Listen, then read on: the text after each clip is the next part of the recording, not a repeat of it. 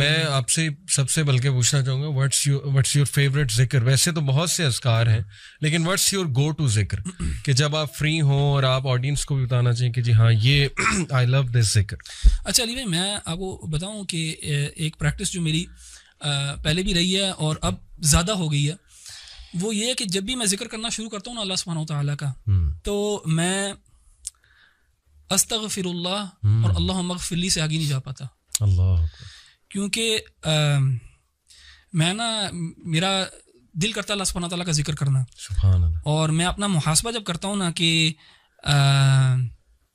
میری عبادات کا نماز کا جب میں محاسبہ کرتا ہوں تو میں استغفر اللہ اللہم اغفر لی سے آگے نہیں جا پاتا. سبحان اللہ. کہ میں اللہ تعالیٰ کا استغفار کرتا رہتا ہوں کہ اللہ تعالیٰ مجھے معاف کر دے تاکہ میں اس کے بعد چاہتا ہوں کہ میں سبحان اللہ الحمدللہ اللہ اکبر لا الہ الا اللہ اور رسول اللہ صلی اللہ علیہ وسلم کے اوپر بھی درود اللہم صلی علی محمد. لیکن میں نے recently I find myself just saying اللہم اغفر لی یا استغفر اللہ. تو پرسنلی آج کل جو ہے نا اگر میرا ذکر جو سب سے زیادہ یہ ہے تو وہ یہی والا ہے اور وہ میری پرسنل جو اسٹیٹ ہے آج کل جس میں اپنے آپ کو پاتا ہوں اس وجہ سے. اینڈ اکارڈنگ ٹو حدیث جو کثرت سے استغفار کرے گا اللہ اس کے تمام جو ہے وہ. ابن تیمیہ رحمہ اللہ سے کسی نے پوچھا نا کہ اللہ کی تحمید زیادہ بہتر ہے کہ استغفار زیادہ, تو آپ نے اس کی بڑی پیاری مثال دی. آپ نے کہا کہ جب آپ نے کسی کو کسی جگہ پہ پرفیوم لگانا ہو کسی کپڑے کو تو سب سے پہلے you have to wash it.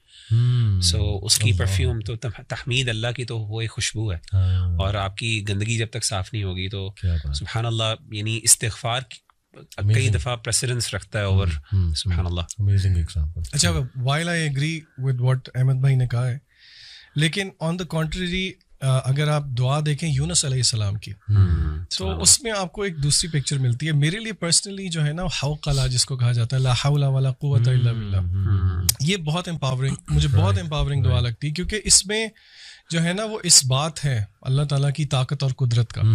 اور اگر آپ دیکھیں تو یونس علیہ السلام کی دعا میں بھی یہی ہے یعنی کہ اس میں بھی اس بات ہے لا الہ الا انت سبحانک انی کنت من الظالمین. تو میری گو ٹو پرسنلی اور کیونکہ حدیث میں آیا بھی ہے کہ عرش کے خزانوں میں سے ایک خزانہ ہے تو اور ہم نے علماء کو کہتے ہوئے سنا بھی ہے کہ if you want to see miracles happening, یہ کسی حدیث میں نہیں ہے تو ٹرائی لا حول ولا قوت الا باللہ 100 دفعہ نہیں وہ کہتے ہیں 500 1000 1500 2000 دفعہ کر کے دیکھیں تو صحیح, پھر دیکھیں کہ آپ کی زندگی میں کیا جو ہے نا معجزے ہوتے ہیں. اچھا احمد بھائی نے بات کی رمضان کی, قرآن کی اور دعا کی, یہ تو ہے ساری عبادت. اگر آپ پارے کے شروع میں آ جائیں تو اس میں ایک بڑی انٹرسٹنگ چیز ہے, بار بار سائنٹیفک چیزوں کی طرف جانے کو بہت دل کرتا ہے.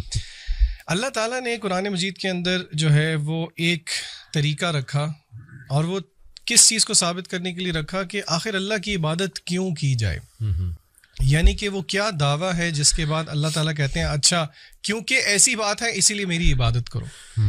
اللہ تعالیٰ نے ہمیشہ توحید ربوبیت کو کلیم کر کے آگے پھر کہا ہے دیر فار ورشپ می. کیا مطلب توحید ربوبیت کہ مثلاً اللہ تعالیٰ خالق ہیں, اللہ نے یہ پیدا کیا, اللہ نے وہ پیدا کیا. تو میں جن آیات کی طرف اشارہ کرنا چاہ رہا ہوں وہ آیات یہ اس پارے کے بالکل شروع ہی میں ہیں. اللہ تعالیٰ فرماتے ہیں ان فی خلق السماوات والارض واختلاف اللیل والنہار والفلک. لمبی آیت ہے بیسیکلی جس میں اللہ تعالیٰ نے تخلیق کا ذکر کیا, آسمان اور زمین کا, دن اور رات کے ہیر پھیر کا ذکر کیا, کشتیوں کی جب وہ دریا پہ چلتی ہیں لوگوں کو فائدہ دیتی ہیں, آسمان سے جب بارش برستی ہے, یعنی کہ it is the manifestation of Allah تعالیٰ's کریشن. اور اسی طرح اور سورہ بقرہ کے شروع میں بھی اللہ تعالیٰ نے جب کہا یا ایھا الناس اعبدوا ربکم کہ اللہ کی عبادت کرو, اس کے آگے پھر اللہ تعالیٰ نے جو دلائل دیے وہ ربوبیت کے دیے. تو اس سے ہمیں ایک جینیسس آف فیتھ کا پتہ لگتا ہے کہ کس طرح اللہ تعالیٰ ہمیں الوہیت کی طرف لے کے جانا چاہتے ہیں کہ ہم اللہ کی کریشن پہ غور کریں. دیکھیے یہ تھیوریٹیکل بات نہیں ہے, آج کل اس کو اگر ہم پریکٹیکلی مینیفیسٹ کریں تو ہم سوچیں کہ وہ کون سی چیزیں ہیں جو کہ ہنڈرنس ہیں میرے اور آپ کے لیے کہ ہم غور و فکر کریں اللہ تعالیٰ کی تخلیق میں. آپ کو یاد ہوگا پچھلے سال ہم ایک ٹرپ پہ گئے تھے سب اکٹھے, اور اس ٹرپ پہ ہم نے کیا کیا تھا, ڈیجیٹل ڈی ٹاکس کیا تھا, اور ہم نے رات کو بیٹھ کے سب نے لیٹ کے آپ کو یاد ہوگا آسمان کی طرف کوئی گھنٹہ 1.5 گھنٹہ جو ہے وہ تاروں کو آبزرو کیا تھا, سورہ ملک سنتے, اور ہم سب نے ایگری کیا تھا کہ اس طرح ٹائم نکال کے اللہ کی کریشن کو شاید ہی ہم کبھی آبزرو کر رہے ہیں. بالکل صحیح. تو ہم اپنے بہن بھائیوں کو یہ مشورہ ضرور دیں گے کہ آپ کبھی نہ کبھی اپنے آپ کو تھوڑا سا کٹ آف کر کے اس پہ غور و فکر ضرور کریں, کیونکہ اللہ تعالیٰ نے اس کو دلیل بنایا ہے اپنی الوہیت کے لیے. تو I think this is very empowering. ویسے یہ جو ربوبیت آپ نے بات کی, اٹس اے بیوٹیفل کانسیپٹ. اس کو اگر تھوڑا سا اور ہم آڈینس کے لیے ایکسپلین کر دیں تو بڑا امپاورنگ ہوگا کہ ایگزیکٹلی توحید ربوبیہ میں کیا کیا جو ہے وہ آتا ہے. میرے خیال سے شیخ مغیرہ سے میں ریکویسٹ کروں گا کہ آپ ربوبیت پہ تھوڑا سا ذرا الیبوریٹ کر دیں پلیز.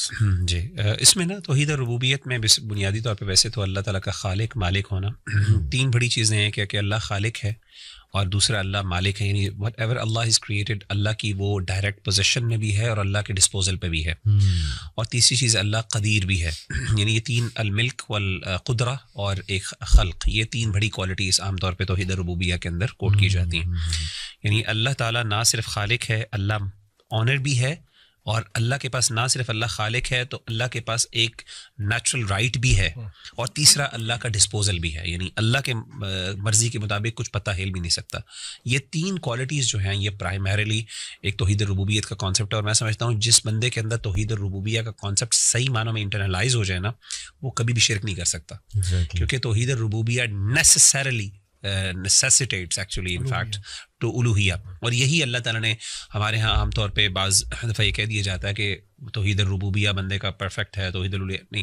صحیح اس میں جو محققین کی رائے وہ یہی ہے کہ توحید الربوبیہ اگر ایگزمپلری ہو تو it should necessarily lead to توحید الالوہیہ, اور جو بندہ ایکچوئل میں انٹرلائز کرے کہ مالک بھی اللہ ہے, خالق بھی اللہ ہے, اور قدرت بھی اللہ کی ہے, تو یہ ساری چیزیں باقی why is anyone a third person worthy of worship in that.